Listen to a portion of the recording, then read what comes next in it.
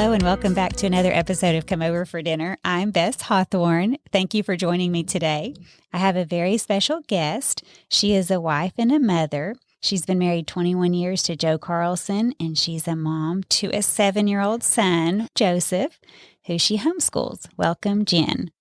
Thank you for having me, Bess. This is wonderful. It's so wonderful to finally be able to get you here. She was in Dallas for a while and had come into a conference that we host here in Moscow, and I had met her and talked to her about a podcast, and she actually ended up moving here. So we are doing this in person, which I am so excited about. She and her husband did both attend NSA, New St. Andrews College here in Moscow, Idaho, and were married in their sophomore year. Yes. Well, after our sophomore year. Right after. Yeah. Right. And were newlyweds for a couple of years while doing college, and then moved back to California where they were from. Both of you were from California? Yes. Yeah. And they worked at a church there. Her husband was an associate pastor and also did a university campus ministry at the University of Santa Cruz. After 7 years, he decided to go to the University of Dallas, and I'll let you tell me a little bit more about that. Mm-hmm. Yeah. Okay. Actually, before he was a pastor for 7 years, he was in coffee for 7 years. And before that, he studied Russian. So he is. Those are very different things. First Yes. of all, I need to talk to him about coffee. That sounds amazing. Oh, I've done some coffee roasting at home myself. Yes. My sister kind of got me into it. Oh, my goodness. And it's so delicious. It's so good. Fresh roasted coffee is so much better It's than amazing. Right. anything else. Yeah. So he did the roasting thing at home. And then he was a director of operations for a family of independent coffee shops, very shushy Santa Cruz. Was this after college, or did he do some of this? Right after college. during So college? right after Okay. college, he studied Russian, thought he was going to go into Russian literature to be a professor. So he learned Russian and then decided that maybe what we didn't want to teach at like Stanford and, those big universities, not quite what we wanted. So he, for the meantime, got a job at a local coffee shop that they just loved him, and he became the owner's right-hand man, director of operations, and, would have done that, but that just wasn't his love. He wanted to be a pastor and teacher, educator, mentor, everything. And our church that we grew up in had raised us since we were babies, basically. So we wanted to go back to that church and give everything that we had received here at NSA and Moscow and just pour back in. And that was what his love was. So after 7 years of coffee, he switched careers and started as an elder and then as a pastor there at church. And he was a pastor, and we also lived on campus. So At the University of Santa Cruz? No, at the church campus where he was pastoring. Our church campus actually had 3 houses on it that were owned by the church. And That's incredible. Senior pastor lived in one, and a widow lived in another that needed a place to live. And then they offered us the third home on the property when Joe became pastor. And so this goes into our hospitality story, because our goal and our delight and our passion was to practice hospitality. And since now Joe was pastoring with our senior pastor, it was important that we open our home. And this house was this old 60s ranch style thing. And it had been growing mushrooms in the floor for years. It used to be a childcare house that they used, and we shut it down because it was just so bad. Rats in the back where the cribs were, roof just leaking and growing mold, and it was awful. Lake under the house. I mean, it was just the worst house. The whole thing just needed to be condemned and restarted. So, but we didn't know going into it how bad it was. We knew that there were mushrooms growing. We knew the rats. So everything got cleaned up. There was a French drain put in kind of halfway through our time there. But the point was, we knew we needed to remodel the house. And so we did. My husband actually fully remodeled the place, except for maybe the exterior stucco. But there was so much going on in there that we just took down and kind of used our time and our effort and ways to give back to the church. So that's what we did. We rebuilt it, and we took down walls and made it so that we could have groups and crowds in there in this in this little 60s ranch home. And it felt like the room of requirement. It was just this amazing little house that turned into, like, you could fit so many people. Right. You're just like, they keep coming in and we still have space. We still have space. And we had a guest space and a Murphy bed that Joe built in the guest room. And like, we, at a drop of a hat, we could have people in whenever they needed it. And we did. We had, because we were on the church property, we were literally 30 feet from the sanctuary door. I mean, it was just right across the driveway. Mm-hmm. So it was a constant thing where we had people showing up at our front door. We lived on a busy highway, so there were people just coming in off the highway needing things too. But also we had the UCSC group that Joe was preaching to on Wednesdays. In our home, we had 35, 40 plus Asian students coming to church on Sundays, and then we'd have them over after church. Joe taught a book club, a C.S. Lewis book club for 7 years, met in our home. And so I every week we had them in. Wow. So was this for the church or for the university students? This was for the church, but we ended up having the university students coming after a while, and some before the university students were even a thing. We had, lots of people from the community coming, and it was just really wonderful. So That'd be an incredible book study to do. It was interesting and informative, and yeah, you could learn so much. I mean, C.S. Lewis is such an amazing author. Yeah. But then also it's fellowship time with friends and right. And this was good food. Joe's decision was to actually read it together aloud. So it was a very long evening. It was very fun. You come and you don't have to read anything before you come. You just read it together. And so afterwards, so it's like read for half an hour or an hour and then discuss it for an hour or two. So it was it was just an all evening. And there were times I would just be like, have a great night, you guys. I'm going to bed. Enjoy your time. Make sure there was muffins and coffee and tea and things people could enjoy. Fire going in the fireplace. It was just very cozy and wonderful and just such good memories. But that's our goal for the house, was that there would be enough room in a small space. The walls needed to be in such places where people could flow easily. We had a big oven, one of those professional ones from, commercial grade or professional grade, where they would have one like this, like 6, I think there were 6 gas burners, but they were huge. The BTUs, this was just, like what you'd have in the new church. Yeah. Kitchen. Now, is this something you installed? I'm sure it is. We did. If it was a 60s house, it wasn't original to the house. Yeah. So you pulled this in order to create an amazing place for hospitality. So we could just having cook up people huge amounts of food, basically.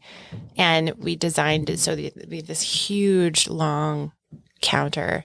And then, we got the professional grade oven. We called him Hrothgar because it was a beast. It was one of those that Viking. Named your oven. Yeah, we did. People name their sourdough starters. Yeah. Naming an oven is just appropriate when it's an oven that works like that. Exactly. It was a beast, and it was fabulous. I mean, it worked so well, but we found it at a used appliance store. Oh, I'm sure you can find all kinds of amazing things in California. Oh, it was amazing. In the Bay Area. I don't know if you've been to the Bay Area, but it's just like San Jose, Silicon Valley. Mm-hmm. So there's every ethnicity down there. Every ethnicity. So it's marvelous. You can find anything. But yeah, we found this one. But it looked like it had roadkill cooked on it. It was just a mess. It was disgusting. And we just, by faith, I think it was $800 or something. Wow. Found this thing, and they cleaned it all up for us. I mean, they were selling it, but it looked horrible. And so just like, it's going to need new knobs, and I don't know how they cleaned it, but it was gorgeous when they were done. And $800. It was such a good investment. So that was probably my favorite kitchen tool when we were in that house. Yeah.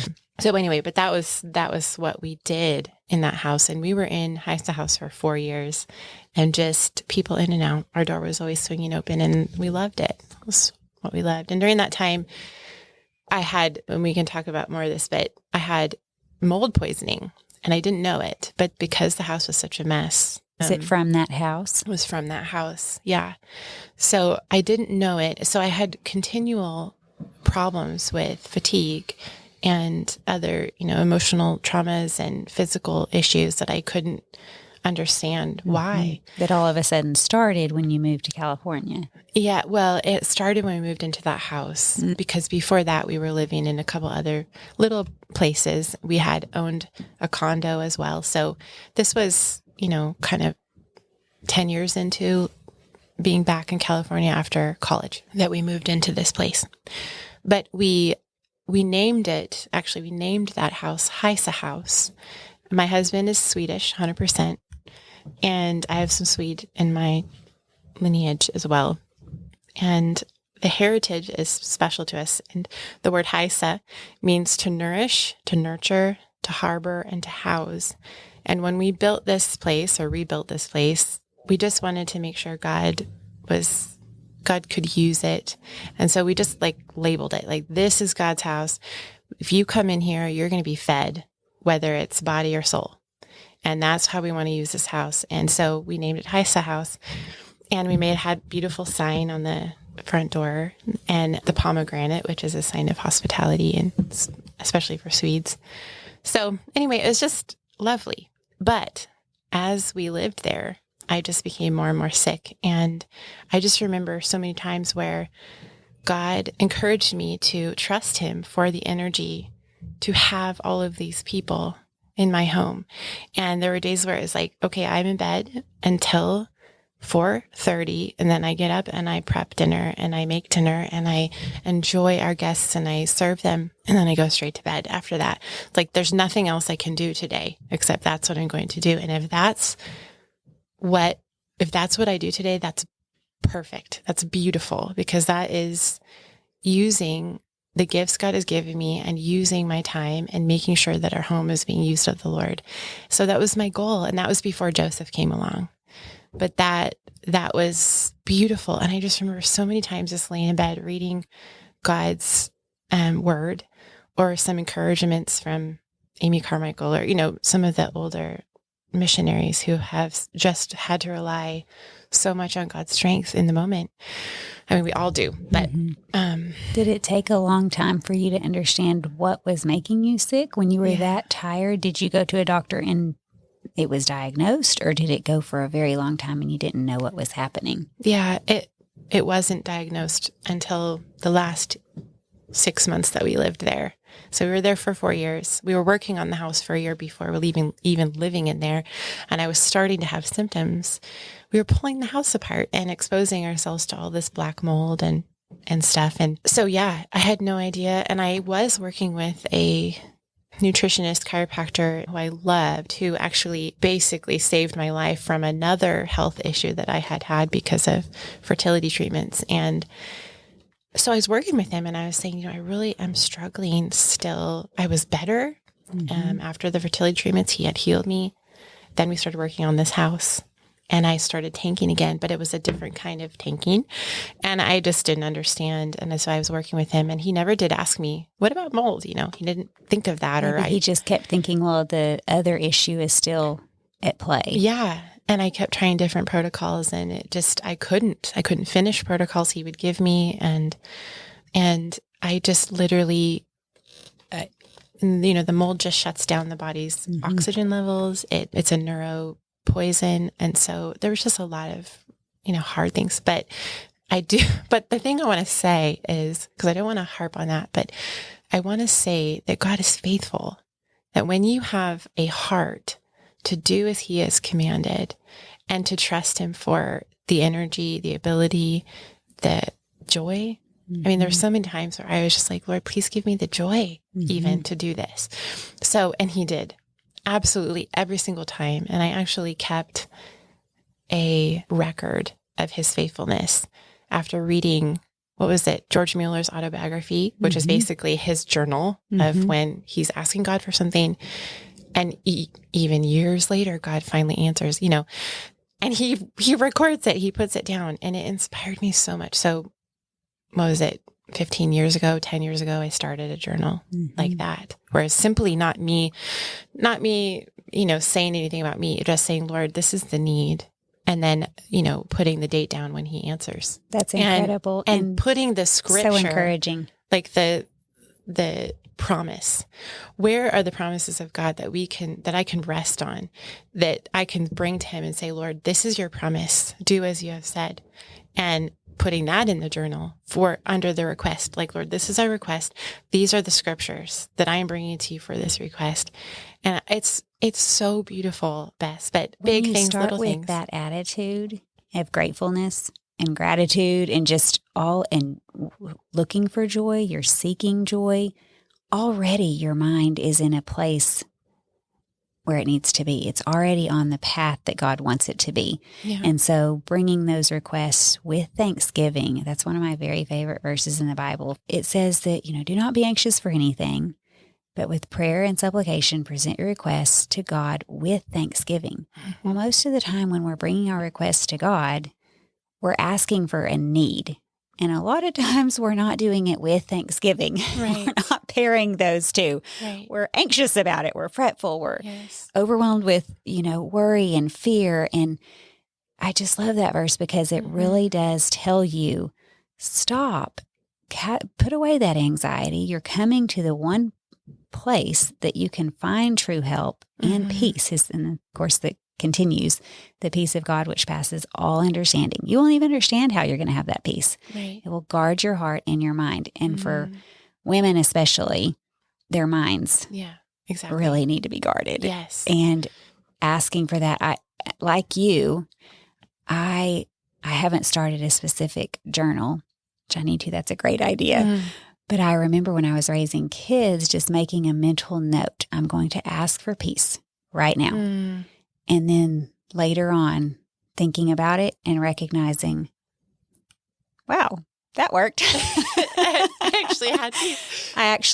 He was faithful. He honored that prayer. And I have had peace throughout the day or about this situation or whatever it was. That's so good. So anyway, I love that encouragement and that idea as well, to just be able to write those prayers down, watch for the answer, praise God for when the answer comes, and then also have a history of his faithfulness that you can be encouraged by when the next trial comes. Yeah. It's that he's going to be faithful to be there in that trial with you. Yes. It's jogging your memory. Like, God has been faithful. Look, go back, stare at those Ebenezer stones, pick them up, hold them. Like, so that's the journal.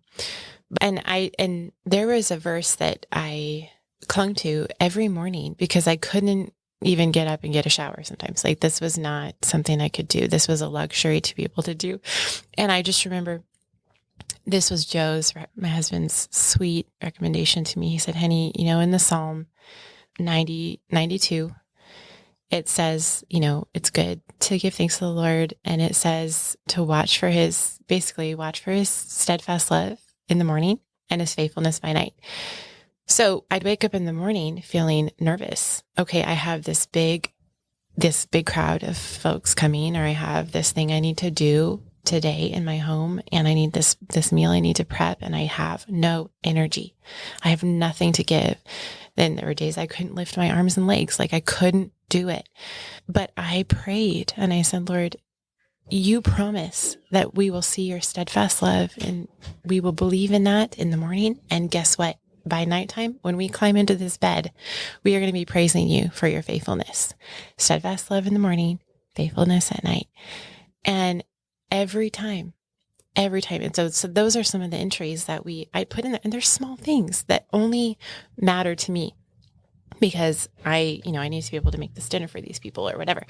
So, but every time is faithfulness. So that verse was really beautiful.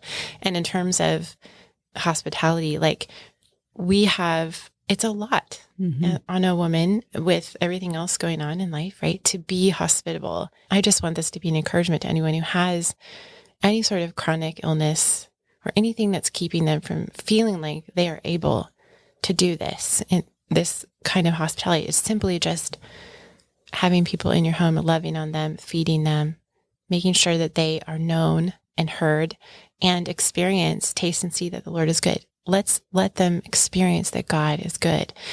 And how do we do that? Well, it's simply just opening your door.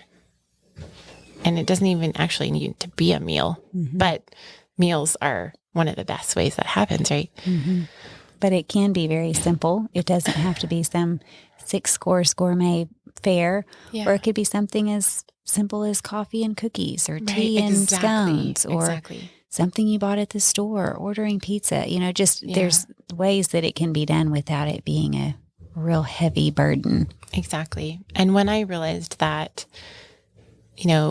waking up in the morning, not able to get out of bed, Joe would have to bring me breakfast, then thinking, how am I going to do this evening? Or how am I going to do this dinner, or this group that's coming over? And yet I realized it has to be so simple. It has to be coming from my heart, and it has to be the love of Christ coming through me. That's all. That's all it needs to be. So from there, I just decided, okay, my go-to meal is going to be taco chicken, and I'm going to throw it in the Instant Pot so I don't have to worry about it. I don't have to hover. So I got my little Instant Pot, and we got our chicken thighs from Costco, and we always just had those. You could literally, they could be ice hard from the freezer, throw them in the Instant Pot, and you have a meal every time. By the time church is over, or whatever we were doing, it's taco chicken. And I just would throw a bunch of spices in there that are taco flavor. I don't buy the little pack. I just throw stuff in. And I got it down to a science where it was just delicious every time. And I could count on it. And I didn't have to hover in the kitchen and do all that stuff. It did not tax you physically. It didn't tax me. And then you just buy a bag of chips. You buy a thing of lettuce that's already prepped. You buy a jar of salsa. You buy some guacamole. And so if you are tired, it's an instant meal. It's fantastic because you don't have to do a whole ton, and everyone's happy. And it meets, I'd say, 95% of the food allergies or food restrictions. And because people build their own. Yeah. So they can avoid cheese or sour cream if you had that. Right. If they were dairy intolerant, or they could avoid, I don't know if you had tortillas or chips and things like that. Yeah. If they're. Just build your own bowl. Yeah, just build your own, depending on if you have an allergen to something. Yeah. Right. That's perfect. Yeah. Especially with that many people coming in. Exactly. A lot of times you can text a family member. If it's one family coming in, you can text the mom and say, are any allergies in the family? But if 40 different people are coming over, that's a lot of people to ask. No, totally. And so there's no way. You just kind of have to. So Mexican is always a great option if you're wanting to serve people's food restrictions. And so that was the thing. And then for dessert, I have this recipe I call Hysa House banana muffins, and it's just blender muffins. So it's you throw oats in the blender and you blend it till it's flour. And then you add all your other ingredients except for baking soda. And then you just, stir that baking soda in at the last minute. And so I could pop banana muffins out in no time, especially if they're the little mini muffins. They cook in 8 minutes or something at 425. So that was the dessert. And we always kept ice cream in the freezer. So you could just bowls of ice cream and banana muffins. And it was delightful. Who can complain if they come to someone's house and say, okay, you fed me tacos or taco dinner and ice cream and banana muffins? There's no way someone cannot be satisfied with that, right? It's not fancy. Or even think that you dialed it in, Right. Exactly. No one would know how easy all of that was. That's true. It's just yummy. It's plain delicious. Yummy. So that's what I did during those years when I was super sick. Thankfully, my husband is just a dear, and he worked in the kitchen with me and did the things that I couldn't do, set the table or whatever. And that was before Joseph. That was before kids in the home. And so now, God having healed me from mold, and thankfully we don't live in a moldy home, and And you made that house amazing for the church and whoever they and pass it's still that on going. to. It's still going. It's used as a ministry house now. Several different single ladies live in there and use the home for hospitality as well. And the Lewis Club is still going in that home too, which is really fun. Wonderful. So we're grateful because we did pour a lot into that house, and it was beautiful, and it's just marvelous for hospitality. And we're so grateful that it belongs to the church and they can keep using it. Just great. So real quick, back to the mold. It made you sick. It didn't, maybe it doesn't make everybody sick. I don't even know how it could not make everyone sick. But, Yeah. He works in mysterious ways. Apparently he wanted you Right. somewhere else. He wanted us somewhere else. And that's beautiful to be able to take God's, to know God and say, okay, he's sovereign over that. And he clearly, apparently doesn't want us to be here anymore. And so we take comfort in that, like, Lord, take us where you want us. Sure. So you found out that you were being poisoned by the mold. You were diagnosed with the mold poisoning. What happened next? So next was we lived with Joe's parents for a year and a half while I healed, because it took me a while to fully recover. However, once I started the mold protocol, within a week, I was just seeing a light at the end of the tunnel. It was amazing. That's so fast. Just being away from that environment, you immediately started feeling better. Yeah. And I just remember feeling hope again. I could walk around the block. I could, I just had a brightness in my eyes. I had a little bit of energy. I just knew that there was hope. There was light in the tunnel, and God certainly used, this protocol to heal me. And I'm so grateful. Okay. So we were at Joe's parents for a year and a half, and they so kindly took us in with our son. And we've skipped to a son. Tell me about your son real quick. It was, we were at the house, no son, and then son. And then son. Okay. So, and cute little Joseph. I know, he's so precious and such an answer to prayer. So our quick story is that we got married when we were 20 and wanted kids right away. God had said no, and said no for 13 years. So for 13 years, we prayed for children, and God had said no. And 10 years into our marriage, after trying all the things naturally to start our family, I did a fertility treatment study at Stanford, and it went poorly. And it was, looking back now that I know what those medications were, I would never recommend anyone do that. But it poisoned my liver. And so I spent a year bedridden. I couldn't get out of bed. I couldn't function, use my body, anything like that. My husband had to quit his job. We had to sell our condo, move in with his parents, whom I love. I love his parents. Speaking of hospitality, I open their doors. About that. I want to talk about them, because if you have hospitality inspiration mentors, use them to help you learn how to do this, because my in-laws are Swedish. Their doors always open. They love people so much, and they're easy breezy. So anyway, they took us in, and we were there, I was there. We were almost 3 years there while I was recovering from that thing and learning how to walk again, learning how to use my body. I mean, I had to rebuild everything because I had been sedentary for a year. And after a year, when I realized I actually will live, I'm not going to die, I will recover, God gave my mom-in-law, who worked at the local hospital in the NICU, someone gave her a business card for a little adoption agency in our neighborhood, which I had no idea even existed. And every year that Joe and I had been married, we always every year prayed and asked the Lord, do you want us to adopt? And we just he never made it evident that we needed to do that. And so we just said, no, we won't adopt unless God puts that on our heart.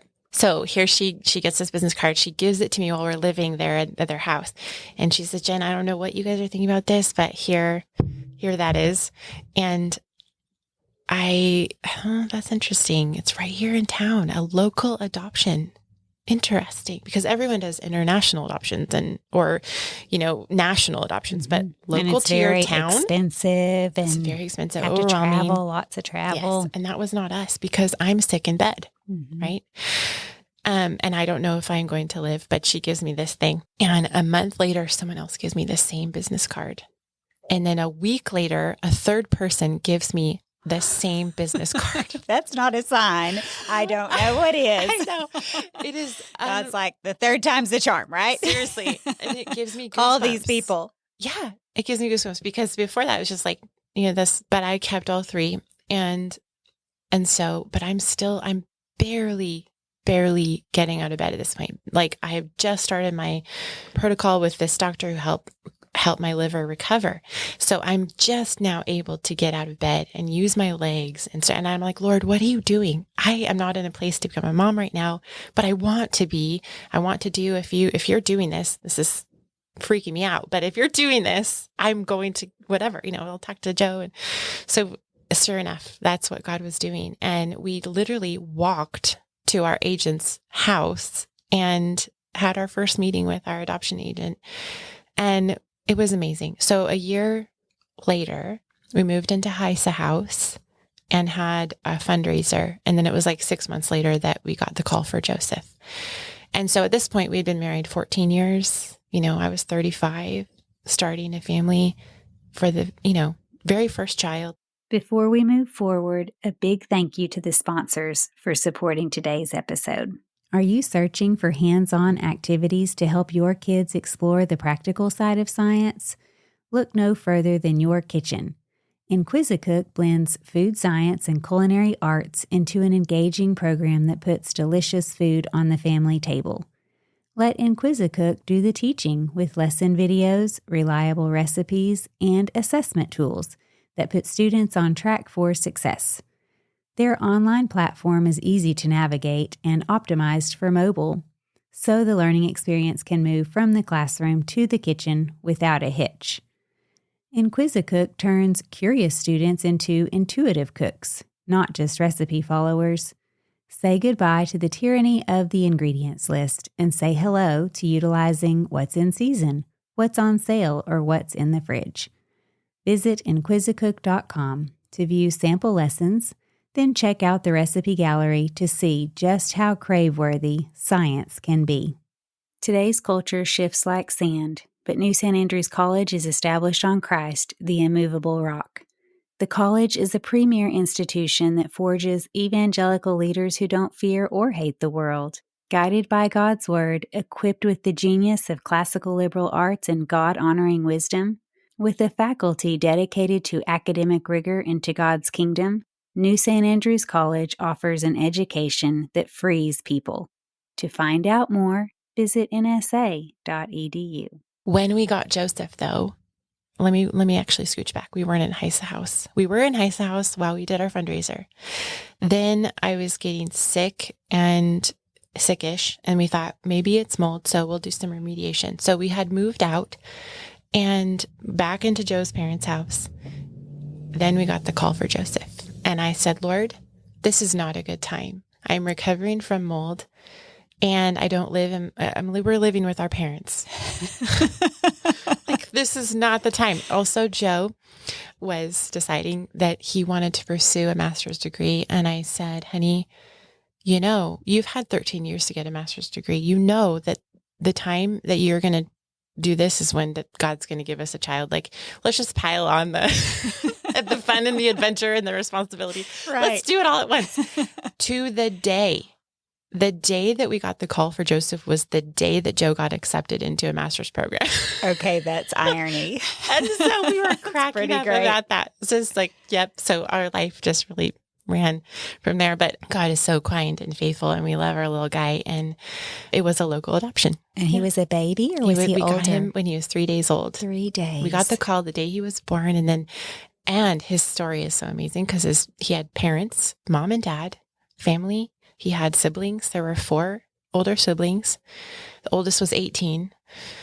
And he was just a surprise baby, and they just couldn't do it. But he came from a, fairly loving home, but they weren't believers. And their son was going through a gender change, and they were very proud of him for that. But they just they decided they wanted to adopt him out immediately when they found out they were pregnant. Isn't that amazing? So he came from this beautiful, it wasn't a single, girl in trouble. It was like husband and wife, family, everything's stable, stable, and they just couldn't do it. And they wanted him to be given. It took them 3 days to decide what they wanted to do. And they were moving to Arizona. So the dad was already in Arizona, and she was driving the U-Haul to Arizona, passed by the hospital, started her contractions, and turned around and parked her U-Haul with 2 of her kids, came into the hospital and said, I think I need my C-section now. And apparently she had already spoken a couple months before that to a social worker and asked, what are the adoption, what do I do to adopt this baby? So she had him there. but he was tested for Adderall or something, which is a drug. So they said he's going to have to go straight to the NICU, and he has no, they don't want him. So what do we do with him? So he was just sitting in the NICU, and one of the social workers heard that she had her baby and said, no, this woman wanted an adoption plan. And so we got a call from our agent who said that the social workers or whoever told him, if you can place this baby or have a family for this baby within an hour, we won't send him over to foster care system. You have an hour to find him a family. So we were called and we were like, yes. And the rest is history. So we got him when he was 3 days old. That's an amazing story. That's amazing. And the family said, the mom and dad said they wanted someone who had been married more than 10 years, or at least 10 years, someone who was musical, family who was musical, and a family who was Christian. Those were their stipulations. Really? And we were the only ones on the list that fit that. How would that type of family have those three things? I know, Bess. In their mind. I know. Even just coming up with, you have to be married 10 years. Yeah. At least 10 years. A family who had not been able to have kids and who had been married at least 10 years. Isn't that amazing? Yeah. That's us. Yeah. I mean, and then musical Christian, if they're not even Christians themselves, seeing that as an important thing. Obviously, they had somehow seen that was beneficial. The type of family that would raise the child in a way that they thought would be beneficial and a good home. Even though they're working philosophy or, But that's a testimony to the Christians that they had seen that their lives were different in some way. I'm so grateful. Very interesting. And God so kindly just plucking little Joseph out of that, kingdom of darkness into this wonderful, wonderful home. Yeah, to parents who were just so ready for him. Yeah, exactly. Just saying, Lord, if you want us to have a child, you will do it. Mm-hmm. You will give it to us. And he did. So while we were living with my parents-in-law for that season, that was when we got Joseph. Then we thought the house was remediated. And so we moved back into the Hysa house, and we were there for another year and a half or so, or two. And then, had to move out finally and went back to Joe's parents. And we were there for a year and a half while I was healing and also trying to figure out what to do, because in California, everything's so expensive. Our pay was basically mostly that house. Like, you live here for free and you get a little paycheck too. Wonderful, wonderful, way to live if you're going to live in California. But if you're not going to live in that house, and you have to have some sort of income that gives you a lot of money to live in California. Exactly. So, and that wasn't possible. So we knew we were eventually going to have to leave California or find some other thing. And because Joe's giftings are ministry and teaching, and he can do business, he's fantastic at it, but it's not his love. It's not his giftings in that way. So starting over. He decided to pursue a PhD when University of Dallas called. During that time, we were living at Trudy and Donovan's, my parents-in-law. They called him and said, "Hey, Joe, we really like you. We would love to offer you this full ride PhD. We like what you've done with your master's. We want to see more of that. And can you come?" And so we thought, okay, Texas was never on our radar. And we are so partial to California, and yet knowing that it's God's story for us, not our story, right? So if God wants us there, he's going to do something good. So we said yes, and moved out there.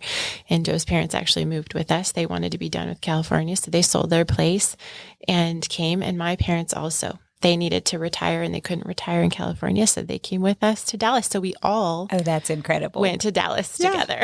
And all the grandparents are there. Which is and they were like, there's no way you're taking our grandson that we've all prayed for. That we've been waiting for years for. Exactly. We're coming too. Exactly. You're not going to take him from us. Great. So so we all did that. And that was 3 years of just living life. So I want to say back for the hospitality strain, and I kind of think of this as like hospitality as plot line, because when we started our marriage, we started off hospitality, and I have a hilarious story here in town about how that went down.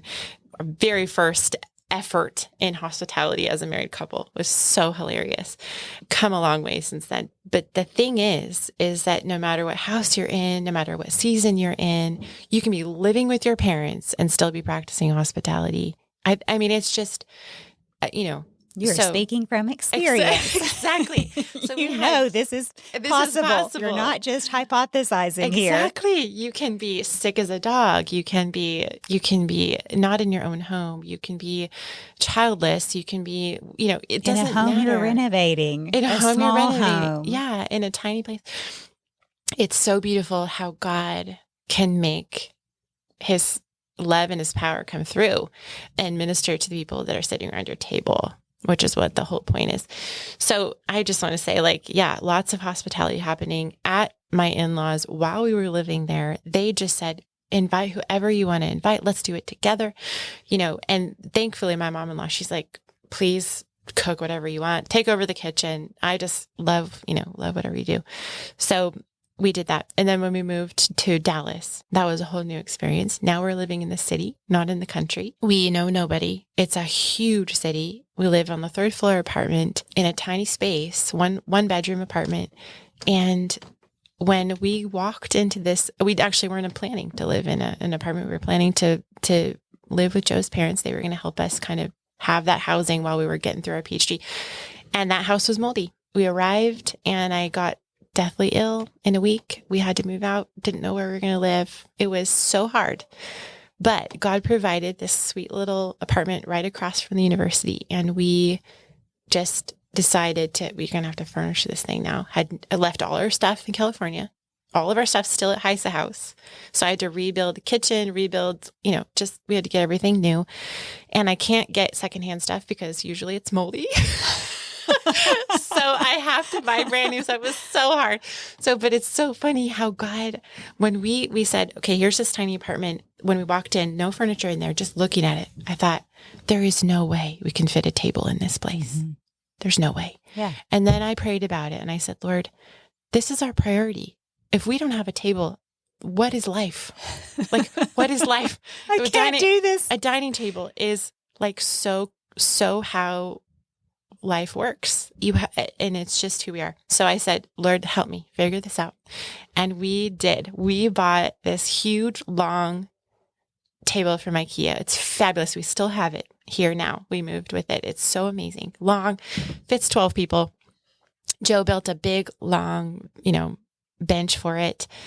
We built the whole space around the table. So that was the first piece of furniture we bought. Everything else was... Everything had to fit around it. It fit around, and it did. God did it. And we used that constantly. We had Sabbath dinners every Saturday, people in trying to meet people and connect with folks at church and connect with, people in town. And so that's how God used it. It was beautiful. Mm-hmm. And I just think if you have a priority of hospitality, God can make it work. Mm-hmm. You think, oh, there's no way we can fit a table in here. There's no way we can have people in here.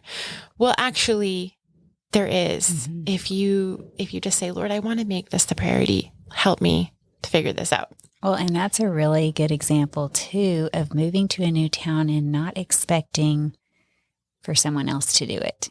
It's wonderful if they do, but a lot of times people don't. Yeah.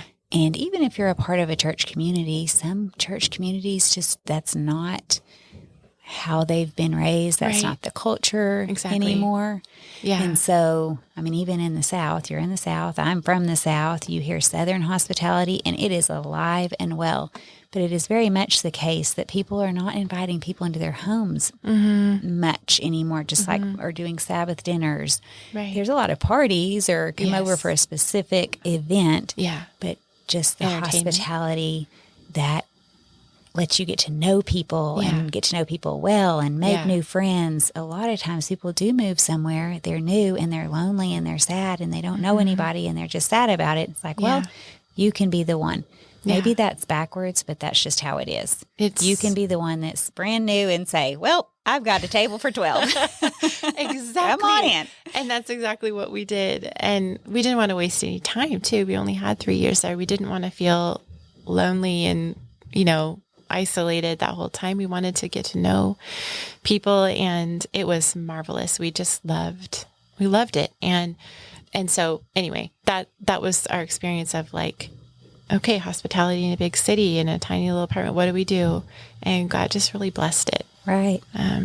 So and then you moved to Moscow, yeah, and Idaho. then we moved to Moscow. So from Texas to Idaho, Right. and somewhere in all of that, your husband Joe received a PhD. Wasn't it on Dante? Yeah, and he wrote a book. Was that his final work for the university, or he did that separate? No, yeah, that's separate. So yeah, he was getting his PhD in literature, and his emphasis was on Dante. And so for fun, to keep up his Italian, because by the way, he also learned Italian. This is so normal. Yeah, exactly. For fun. His brain is at a different level. Exactly. Apparently. I know. Than mine. Me too. Yeah. Right. So he just decided for fun to keep up his Italian that he would start to translate Dante from the Italian into, make his own translation of the Divine Comedy, Inferno, Purgatorio, Paradiso. So he just for fun started that and was really enjoying it and thinking like, oh, this is really easy. I really like what I'm doing here. And he's read several different translations also just for fun in the past.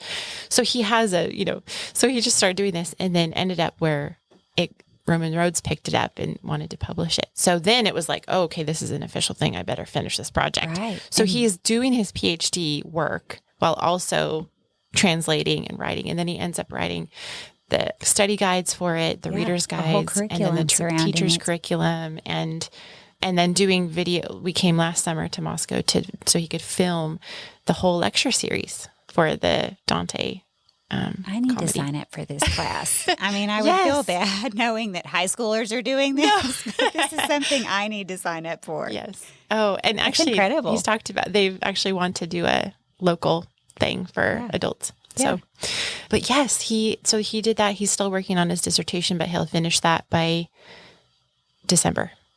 And then he'll defend it in March and be done. So, and he now teaches at New St. Andrews? Yes, he teaches part-time at New St. Andrews right now. He did a Dante elective for the fall semester, and he'll be doing Jane Austen in the spring, which is awesome. So fun. And he's also working for Roman Roads and teaching at Logos Online. So he's a busy customer, but loving it. And we're so glad to be here. And now... Did your parents and parents-in-law follow you to Moscow, Idaho? Yeah. Oh, I love that. My parents... like, nope, you're not taking that grandbaby. Seriously. We're coming too. Why would we? Yeah. My parents did follow immediately. And then Joe's parents are coming in the spring or in the summer. What a blessing. Yeah. We're so thankful. It's just a gift. But now we're in a little mobile home, which when we arrived, we couldn't find a place to live that wasn't moldy. So we were at this little place Joe's parents bought. There are a lot of old houses in this community. Yeah. Yeah. Rentals that are just older. And they're not kept up real well. The rentals. Exactly. A lot of times you're going into a place and you're like, really? Yeah. You're going to rent this out? Exactly. And they do because, people need Don't you need to do live. some work first? Exactly. Have you heard of remodeling? Exactly. I know. Oh, it's just such a hard thing, but God provided beautifully. So this is a brand new little mobile home that had just been sitting on the market for a year and nobody had lived in it yet. So it's great. And that's where we are now. So our huge table is in this tiny little thing and it still works. And we've had tons of folks over already and just loving being part of the community and just jumping in. Like, we were here 20 years ago and knew some of the old guard, but we don't know. There's so many people here now. Many of the new church folks. has grown so much. It's unbelievable. It's wonderful and just unreal. And so we just jumped in, said, hey, let's get to know people. So Sabbath dinners are our time to have new folks in. Well, speaking of Sabbath dinners and inviting people over, what is something you might serve? Do you still pull out that taco chicken as your go-to? Certainly do. I just did that this past weekend. We had folks from Oregon come to visit NSA, see what that was all about. So I whipped out my taco chicken in a pinch and it was fantastic. I also now have decided that I'm just going to do a wonderful Instant Pot bolognese. It's like spaghetti sauce. I just do jarred spaghetti sauce, throw it in, but I add better than bouillon. I don't know if you've ever used that, the beef better than bouillon. Well, I do, but I have not used that in spaghetti sauce. Oh, it's like It gives it just a real meaty, rich flavor. Lazy Man's bolognese. It's amazing. It's amazing. So you do like, so say you want to feed, I don't know, 8 people or something, 2 jars or three jars of tomato sauce, or if you want to use, spaghetti sauce, or if you want to use canned tomatoes. I've done that too. Just plain old canned tomatoes from Costco. Do 4 of those, 3 pounds of ground beef. And then you're like a big tablespoonful of better than bouillon, like heaping tablespoon. Wine, a little bit of red wine. I've done white wine too, works great. And then all your spices. And it's so yummy. I love it. So that's been my go-to since moving to Moscow, because I feel like it's even busy. Life is busy here. And so we've been scheduled out to the hilt, which is so wonderful, but also, you got to find something. How do I feed this crowd quickly? And I just throw it in the Instant Pot, let that sauce just simmer all day. And then I quickly boil the noodles. Now I do gluten-free noodles, and I have found a marvelous gluten-free noodle that everyone loves. It's not gross. It's delicious. Everyone loves it. I serve it to every crowd that comes in, whether they're gluten-free or not. And just people love it. Can you buy it locally, or do you order? I order it on Amazon. It's actually a Whole Foods brand. 365 is their brand. And we bought it all the time in Texas, but there's no Whole Foods here. And I found that you can just order it on Amazon for a good price. Gluten-free noodles here are so expensive and locally. So this has been fantastic. The flavor is fabulous. They don't fall apart. They don't get weird or sticky or, it's so good. And so I just have that on hand at all times. Yeah. And then we have bolognese. I'm going to post this. Okay. Besides, I always post the recipes on comeoverfordinner.com, but for sure the noodles too. Yeah. Just so that people know the exact link to what you're talking about. So they're knowing when I order this, it will be successful. It will be so good. Because yes, if you're trying to serve people who are gluten-free, or you are gluten-free and you want your guests to actually enjoy what they're eating, it needs to be delicious. Yes. I mean, it can be fine. It can be not delicious. It can be fine food and still be a wonderful time. But if you want it to be delicious and just like, oh, that was so good and so comforting, and then you want your noodles to be yummy too. Well, and I love how easy these ideas are. Putting things in an Instant Pot and just being able to walk away. You can still be off running errands. You're not having to be in the house with the stove on or an oven going. Which I do love my, cast iron or my Dutch ovens. I still use those too. But honestly, my Instant Pot is so nice because you don't have to hover. And you can just let it be kind of like a slow cooker. But I like to, I'm kind of just always running. I don't plan ahead super well. So I'm always like, oh yeah, folks are coming today. Okay, let's pop this in. Right. I'm not like weeks ahead. I don't, or days ahead. I don't think about that. I just go, oh, my meat's still frozen. Okay. Well, let's go with this. I need to do something here. But it always works out. God is always so kind. It always works out. Yeah. And I just don't treat it super precious. I just go like, this is a time to be together, and I don't worry too much about getting it super fancy. You're going to have food on the table, and start it and just go. Yeah. What do you serve with your menus? I know you mentioned the chicken menu. Yeah. What about with the spaghetti? Okay. So if I have a little bit more time and energy, then I will do get the salad greens that are in a box already beautiful, ready, the spring greens, pop that in a bowl. And then I always have what I call my everyday dressing ready in the fridge. I make it, one day, and then it's in the fridge for a couple weeks or whatever. So it's basically a poppy seed dressing, and it goes with every salad you could serve as a side salad. And it's so sweet and tangy and delicious. You don't even have to have it ready. No. Or be getting it ready the day of. No, it's just there. It's there ready to go. I just always know it's there. And if for some reason it's not, I can just whip up a thing. It's just in the blender. So it's my everyday poppy seed dressing, and I've made it for 15 years. In fact, it was my college host mom here in Moscow, Marcia Harkin. She made a recipe similar to this, and I just took it and ran with it and made it my own, but I think of her every time I make it. So she was my inspiration. I love it. So salad, and then I always put a fruit, a nut or a seed, and something. So there's always a fruit on it, and always a nut or a seed, and sometimes a cheese or whatever. But since my son can't do dairy, I don't put cheese on usually anymore. I love fruit on a salad. It makes it like everyone wants to eat it if you put apples or oranges or It gives berries a texture or something. and some sweetness and crunch. And and it makes delicious. it look festive and inviting, and you want to eat it. But it's very simple. And then bread. So I'll buy gluten, regular old yummy bread for my guests. That's fine. We can do that. We're not celiac. So we just serve this yummy, whatever bread we can find that looks delicious.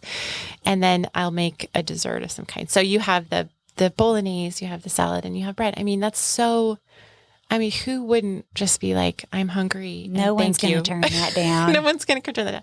And it's lovely. And we'll have wine or, whatever.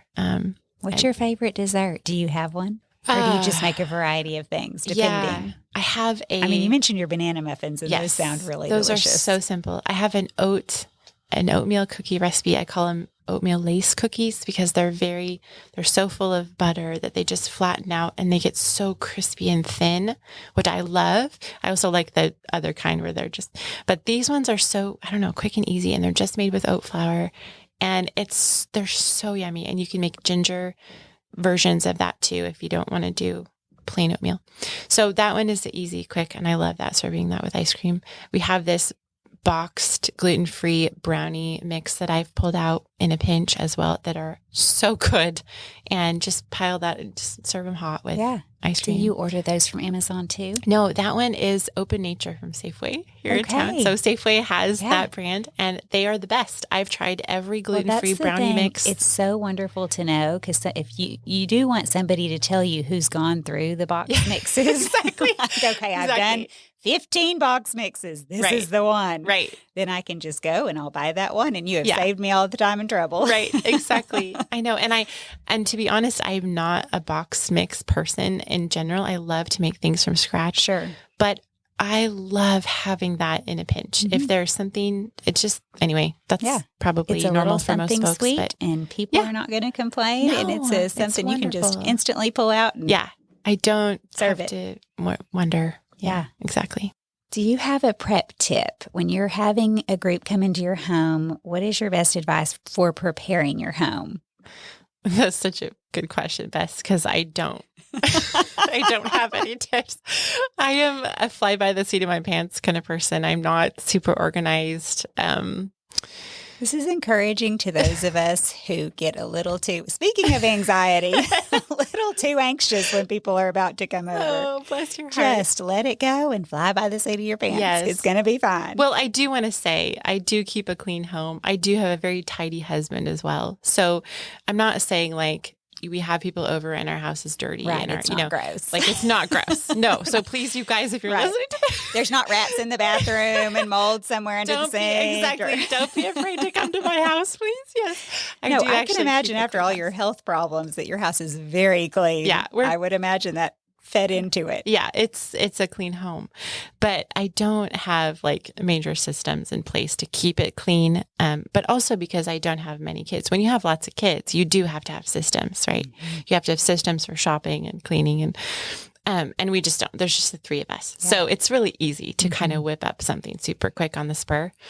Or clean your house on the spur. It's not super hard. So in that sense, but I can maybe be an encouragement to those of you who don't have your act together, like me. I don't have my act together, and I still manage to have people in the home and just love it. I want them to come in and I want to feed them. Yeah. That's just what I want. Mm-hmm. So it's going to happen one way or another. One thing I do love is nice lighting. And that is, I don't know if that's a thing or not, but I love nice lighting, especially in the dining and living room area. If the living room's seen from the dining room, it's like I cannot handle a blue light in my ceiling. I need beautiful, warm, friendly lighting. And I think that makes a really big difference. Mm-hmm. So I don't know, that's not a cooking tip at all, but that's a hospitality tip, I think, and I love interior design. So I love a beautiful home. I do work hard on making it feel comfortable and beautiful at the same time. I want it to be cozy. I don't want it to feel like someone's walking in and you have to be just so. I can talk about people who have inspired me in this. I want to know that they feel comfortable, but also that there's some elements of beauty that kind of inspire right. the time to be, I don't know what the word is, but elevated or just beautiful. It's just good for the soul. Yeah. Right. They walk in and that leads into my next question. Okay. What is your best advice for making people feel welcome when they come into your home? Yeah. So my tip would be have happy lighting. I love a little music in the background, nothing crazy that feels distracting, but nothing too serious either. We don't want it to be do you like have a playlist or a favorite? Yeah, there is a jazz album by, he went right on my brain. I'll think of it. That's But okay. it's just piano jazz, but it's kind of like, it's not hyper. Okay. It's calming, but a little upbeat. Yeah, a little like festive, but not to where you're just like, you can get by with playing it before Christmas or before Thanksgiving. Exactly. What's the big debate? Exactly. You have to be washing Thanksgiving dishes before you play the Christmas music. Yeah, exactly. Yes, this is a non-holiday genre, right? So something warm and inviting in the background, just a little bit, and then. For me, I don't have anything major that I offer them. I mean, I might have a spindrift or, a glass of wine or something, but I love a big old hug. Welcome to our house. Even if they're not huggers, oh well, they get a hug. And I'm not a Midwest, I don't have California, but to me, it's so important to connect eyeball to eyeball, give them a hug, let them know they're welcome. Come on in, take off your shoes, whatever you want to do, just make yourself at home. I think that's what we do. And then, that's all we do, but just start talking right away. Yeah. How are you? What do you, You're tell us about interested in them. Yeah. Just the desire to want to know them. Yeah. Yeah. And people feel that. Yeah. What is your inspiration for making your home beautiful? Some people are not naturally gifted at that. And so how do you find ideas when you think about, I want warm lighting in here? Yeah. How do you seek that? Do you just go by light bulbs that say they're warm versus cool? Do you look at Pinterest for lamp ideas? Or, how do you find that inspiration, and how did you learn those types of things? Yeah. Okay. This is a fun story, but yes, the first answer is yes, go buy warm light bulbs. And they have to say warm on them. Throw away all your cold ones, all the cool blue, just throw them away. It's just, you can get LEDs and save tons of money, and they're still warm lighting. My favorites are incandescents, but they're hard to find now. They are. Everything's LED. Yeah. But if you can find an incandescent bulb, grab it. It's worth so much money. Before they're outlawed. Exactly. Although you're going to pay more money for your electrical bill. I understand that. But I keep the incandescents in the dining room and in the living room. Amber bulbs in the bedrooms for evening lighting. It's just so wonderful. But in terms of inspiration, I'm not a Pinterester. I really don't like Pinterest. It's overwhelming. I hate getting on a screen and looking at stuff. So I'm so old school. I love a catalog. And I remember when I was 12, my parents got a Pottery Barn magazine in the mail, and I thought I had just was like time warp or something. I went into a different universe. I saw that thing and I was like, oh my goodness, these rooms are so beautiful. How come they're so beautiful? And I was, whatever nerd I was into it. And I just decided I wanted to know why those rooms were so beautiful. So I began to study them as a youngster, and I cut out every picture that I thought was beautiful, and I studied it. I made a little binder, and I still have it today, this little decor binder. And you know what? All of those things I pulled out are still true to my taste to today. And I can see, okay, they put that lamp there, that lamp and this, and that texture over there and that warm color there. And how come it's so lovely? How come I want to be there?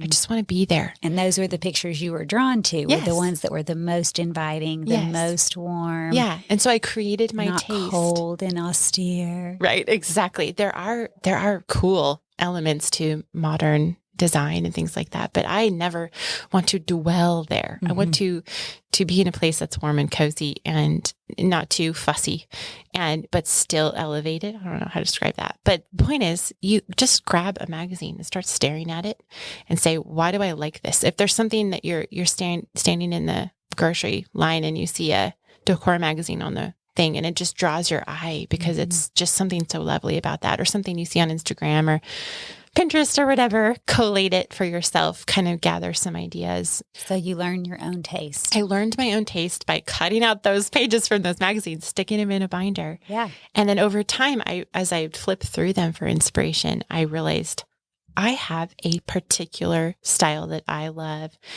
But the main thing I learned from Pottery Barn was what Pottery Barn taught me. Exactly. Isn't that so hilarious? It was lighting, the beautiful lamps and beautiful warm yellow light just makes a home so cozy. And I'm not trying to be fancy, but I do want it to be lovely. Do you have any favorite places you shop? For home. Mm-hmm. So Pottery Barn is definitely one main one. I can get things from, like our couch was, it just went out of my brain. Oh, anyway, that's okay. Yeah, mostly Pottery Barn. If I see something like Pottery Barn, then I will grab it. So if it's Marshall's, if it's Ross, if it's, it doesn't matter if it's well, and the thrifted. thing is once you know your taste and you've collected a bunch of pictures and you have that eye, then yes, if something is at Marshall's or TJ Maxx or some other place, or even it's easy because I know I like that. Yeah. And then you're not spending Pottery Barn prices. Mm-hmm. I think I've only purchased a few things from Pottery Barn over the years. Well, the other thing is you can save up and do a full price purchase. But if you know what you want, you know what you need, you can also watch for sales. Exactly. Or thrift finds are amazing. Or thrift finds, Yeah. I think sometimes that's the hard thing is to know what am I looking for? Exactly. Instead of just this hodgepodge, or I don't even know, or I don't know if I like this or not, or what will it go with? Yeah. If you know your style and you allow yourself for a little bit of eclectic, or not, whatever you. So yeah, Pottery Barn is more the inspiration, not necessarily the place that I get all my things. I have 2 lamps that I bought from Pottery Barn 20 years ago that my husband got for me. One year for Christmas and then the next one the next year. They have been going strong ever since 20 years and they are just perfect. And I love them. It's worth every penny I spent on them because they have been hardy. They have gone through so many moves. And so I do recommend good quality things, obviously. So, well, speaking of inspiration, do you have inspiration in your life from the people that are around you? I know you mentioned your mother-in-law. Yeah. Did you learn a lot from her? Yeah. And from your mom? Yeah, so much. I call them my hospitality influencers because when I was growing up, I wasn't interested in cooking. I had 2 older sisters. My parents were good cooks. They did all the cooking. I was the youngest. It's like I didn't need to. Wasn't interested in it at all. And I was the dishwasher emptier. That was it. And I enjoyed good food. I mean, they were all good cooks. I just felt like it wasn't needed in the kitchen. And so it wasn't until college, NSA came up here for New St. Andrews and I lived with a family and they were so dear. I love them still. We're really dear friends with them still, but I was shocked at her level of hospitality. She always had people in her home. She was feeding not only her 3 children, but also us, her boarders. And every night we came up for a meal, and except for weekends maybe. But so not only that, she was making these beautiful Midwest meals. Tater tot casserole will always live on in my mind as one of her things. And, I just never saw anything like this before. We're Californians and we sort of just, it's not quite so, hospitality is not quite that. And also our food was different in California. So this is just very warm and comforting. And she laid her table with cloth napkins every night, not just on Sundays or whatever. I was like, wow. We had paper napkins growing up, paper plates, not always, but most of the time. So I just thought this is amazing. But most of all, it was dinner on the table every night, a very jovial father figure, father there. He was so jovial. She was so happy and, had her stresses, but just happy to be there, happy we were there, happy to feed her family. Her table was festive and simple. It was just lovely. And I soaked it all up. And I just I want to be you when I grow up. I want to be Mrs. Harkin. And I just thought, I want to do this. How do I do this? I don't even know how to cook. So I decided that, that summer when I went home, I planned a dinner party and just started doing it. so she was my inspiration. And then my mom-in-law growing up, she's a Swedish woman and quieter, but loves people. And dad too. He's Swedish as well. My in-laws, and their home was always open. Their door was always swinging open. Neighbors coming in and out, people stopping by unannounced, people from church. My father-in-law was an elder at our church for 40 years. Wow. Through thick and thin, people coming in, them having people over Saturdays, Sundays, you name it, guest speakers they would have in their home after church on Sunday, like whatever, whoever it was, neighbor kids just popping by. And what I saw just living in her home, I mean, I came to her house a lot as a youngster because she was my piano teacher. So I got to just feel what it was like to be in her home. And she just was so, yeah, come on in. Oh, come on, come have a cup of coffee, or can I make some Swedish pancakes? Honestly, Swedish pancakes all the time. Like every time someone come over, I think it was her go-to. It's like, I need to feed these people. And so I'll just make some Swedish pancakes. She knows it by heart. It's easy. Throw it in the blender, pour it out. Swedish pancakes all the time. So I would never turn down a Swedish pancake. Who would do that? I know. And sometimes she didn't have anything else to serve it with. It was just like Swedish pancakes. And then she would serve it with jam and sour cream, or like she pulled some berries from the freezer and cooked that up. Incredible. And it was she in the kitchen, talking away, keep making, just like being, talking, loving it, connecting with the people over the counter, serving up hot Swedish pancakes as they came. It wasn't anything. It was so unorganized, so unplanned, so unfancy or anything. It was just like, it's just a normal, just being.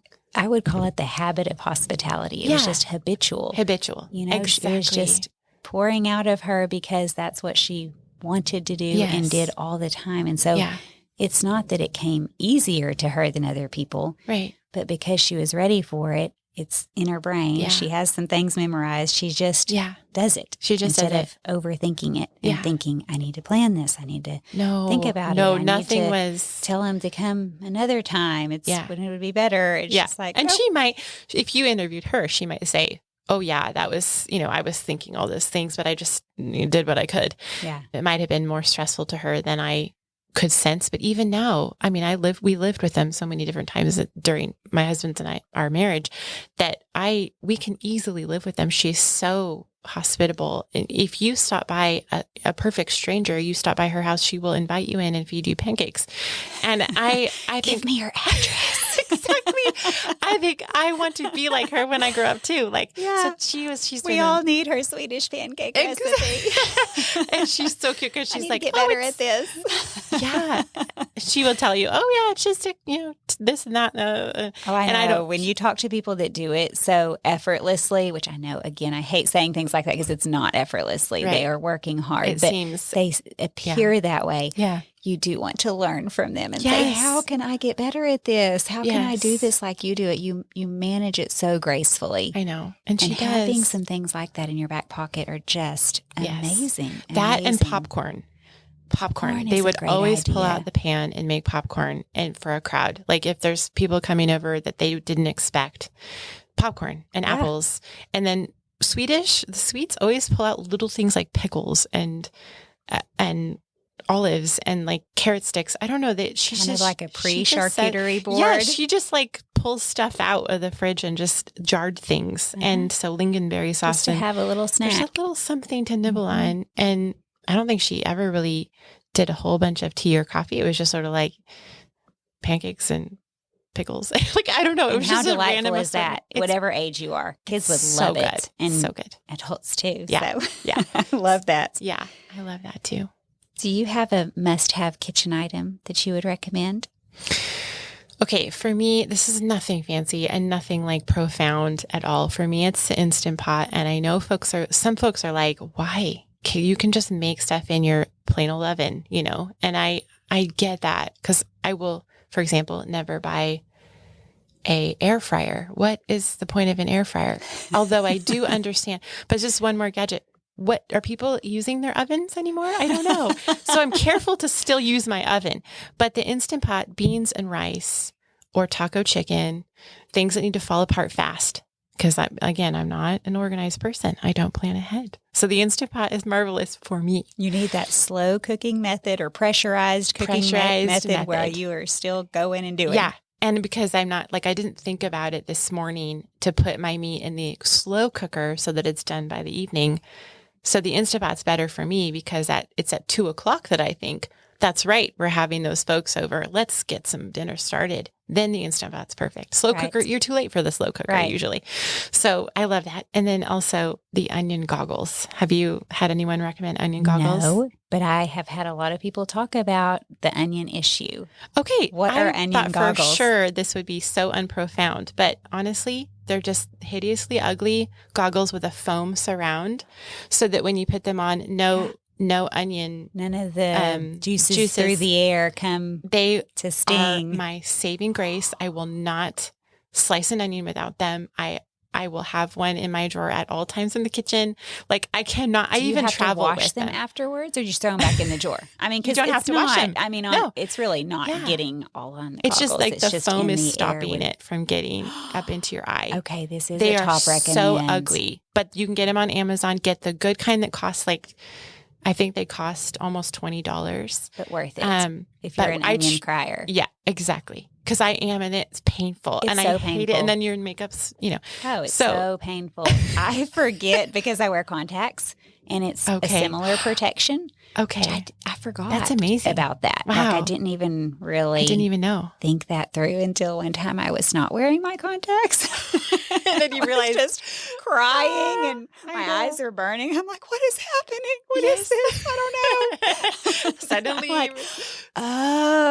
I have my glasses on. Yeah. Which I usually only wear at nighttime. So I wear contacts all day. So the onion goggles are amazing. That's an amazing tip. I'll give you the link for those. I'll post that link on comeoverfordinner.com on our shop page, as well as under her post under recipes. You'll find a blog post for her with all of her recipes and all of her recommended items. Anything we talk about will be there in that one spot.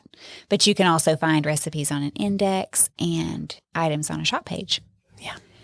Okay, to wrap it up, tell us your best story. With all of your years of hospitality, do you have a story you want to share? I do. Oh my goodness. I have two hilarious stories actually, and both of them are from college. When Joe and I were first married, Those are the best stories, the college stories when you're first starting out. Because you don't know anything. You don't know anything. You got to go for it. You think you do. You're invincible when you're in your 20s. You are invincible. Isn't that wonderful? It is. But so it's so cute. My husband and I got married between our sophomore and junior years. And so junior year began, and we lived in this tiny little apartment here in town. It was an apartment that was first floor, but it was halfway underground. So the windows just were ground level, right? Super dark. And the only table that we could fit in was a tiny little 2-person with the leaves that fold down. So you have this tiny thing. And then a couple, you can pull it up, maybe fit 4 around it when the leaves are up. But Joe and I just have a heart for immediately, wanted to start practicing hospitality, especially with all we learned, right? While we were up here from this community, such a wonderful community, and everything I learned from my host family. And Joe stayed with a family before we were married, and she had a wonderful heart for hospitality. It was just, we had such a good inspiration and example. So we wanted to do that. So he and I sat down and made a list of all the folks here in town that we wanted to have over for dinner. But in my head, this was also newlyweds, lack of communication. In my head, I thought, okay, we're going to pick one at a time. The next day I come home from class and he has invited the entire list of people for a dinner party. All of them. I think there were, 10 or 12. And they were all newlyweds as well. Folks who are now, and that's 20 people or more. Oh, that easily. Coming into your every single apartment. One of them said, yes, they are coming. So we had, and as this person who just got married, I have a tiny And you're home. imagining 2 people walking in the door. Exactly. And I don't, we know these people as they used to be singles. Now they're married. Some of the spouses we don't know. We don't know all of them super well. And I kind of just learned how to cook 6 months ago before my wedding. And he invited them all, and they're all coming. And I was like, what have you done? What do we do? Are they going to stand with the plate in their hand? Exactly. So it was so hilarious. And I just panicked the whole time and thinking, but it ended up being very festive. And we got just these, folding tables. I don't know where. I don't know how we got them. I don't remember, but we just set this huge, long table system from kind of just angled through into the living room, and people open the front door and then 2 steps later, you're at the table. So that's it's so tiny. Just find your seat immediately. Yeah. And I didn't know what to cook. So I made potato soup. I don't think I even served a side. I don't even remember. It was I just remember obsessing over the potato soup. Do I have enough? Is it yummy enough? And then it just kept getting globbier and globbier. And I had to add more and more ingredients to it to make it, thin enough to eat. And then it just tasted really not watery, but like chicken brothy or milky, yeah, something. And slimy in your mouth because the more you work with potatoes, so it was just, and everyone was so kind. I don't remember anyone saying anything bad about the food, but I know it wasn't delicious. Well, a lot of them were probably young cooks themselves, which saved you. Maybe so. This is pretty good. They were or all recent bachelors, the guys who just come and newly married. It's this is better than ramen. Exactly. I hope so. And it was a recipe that it wasn't a recipe I followed. I just made it up as I went, which is also one of my problems and also my weaknesses. Exactly. I rarely follow a recipe. I just do it by the seat of my pants. I feel awed by people like that. I've gotten much better, but those kind of people awe me a bit. How do you make it delicious? You didn't follow a recipe? Well, and the times that things don't come together for me are when I follow a recipe and I say to myself, I really should add some of this. And then I don't follow my instinct. And then Joe's like, honey, what was this? And I said, I'm so sorry I followed somebody's recipe. So I'm not saying that some good, actual published cookbooks are fantastic, but if you just grab a recipe online, you have no idea what you're getting, and they're terrible. A lot of times they're terrible. Anyway, so that was it. But everyone was festive and jovial. We had lots of laughter, and I think it ended up okay. Although if you can find these folks in town still, you could ask them. Do you remember? How was it really? The potato soup. Exactly. Jen's terrible potato soup. But I also have another one where I wanted to make a crab quiche because Joe's host family made this for him in his couple years of college while he was there. And he loved it. And I hate seafood. Really didn't at the time I hated it. So I was like, but I love my husband. I want to bless him. So I wanted to make this crab quiche, and it called for 2 tablespoons of flour. And for some reason I read 2 cups, and I put 2 cups of flour in there thinking I was the most amazing wife making this thing for my husband. And we were probably married a month or something, and it was awful. It was just a brick. 2 cups. And he was like, thanks for trying, honey, but try again. And I've never made it since. So that reminds me when I was a girl, probably about 9 years old, and my parents were doing a Bible study upstairs, and I was down in the kitchen with my sisters thinking I'm going to surprise everyone after the Bible study by making chocolate chip cookies, which I had made before. I was only 9, but I knew how to make chocolate chip cookies. And I had a twin sister in there. And of course, if she, we were a bit competitive. So if she told me something I wasn't quite sure, I was going to trust her. I'm sure she told me the right answer, because all of a sudden I'm reading this recipe and it said a teaspoon of baking soda. And I all of a sudden froze and thought, I totally forgot. What is a teaspoon versus a cup or a quarter cup? Oh my goodness. I don't even remember. Or a table. Maybe there's a difference between a teaspoon and a tablespoon. Okay, maybe that was it. Maybe I didn't go to the cup measurements. And somehow I had the teaspoon in my hand and just second guessed myself, put it down into a tablespoon or even more. Yeah. They came out of the oven tasting like baking soda cookies. I had to throw them in the trash. So bad. And couldn't offer anything. And it was a moment of God teaching me about my pride. Yes. And maybe taking advice from a sister. That is so or maybe cute. asking my mom, Right. But those are moments we look back on and we can laugh now, but we've also learned from them. Yes, I know. Oh, man. We've become better in lots of ways. It's a good thing you didn't. Did you serve it to them and they didn't? No, you didn't realize? no. Okay, good. You One of tasted the it other first. sisters grabbed a cookie and decided to try it, I think, and spit it out. And I tasted it and it's like, no, these are inedible. Yes. However much baking soda I added, I don't even remember what I did. If I got a tablespoon or if I just started dumping a little bit and guessing, thinking, oh, I'm winging this. I know what I'm doing. Yeah, you know, totally. I remember. Yeah. Who even knows? I know. Whatever I did, it was just a completely wrong thing. So no, the guests thankfully never knew I was going to surprise them. So I hadn't gone upstairs and announced the delicious chocolate chip cookies. Yes. So that would have been even worse. Powerfully humbling. Yes. Yeah. You never want to announce hot chocolate chip cookies and then send guests away without them. That would be or give them a salty. crime. Yeah, exactly. Yes. Or give them baking soda cookies. No. Oh my goodness. I know. Well, thank you so much for joining me today. It's been so fun to hear everything that you've said about hospitality, all your advice, all of your encouragement. I have learned so much, and I know my guests have too. So thank you for joining me. Thank you, Bess.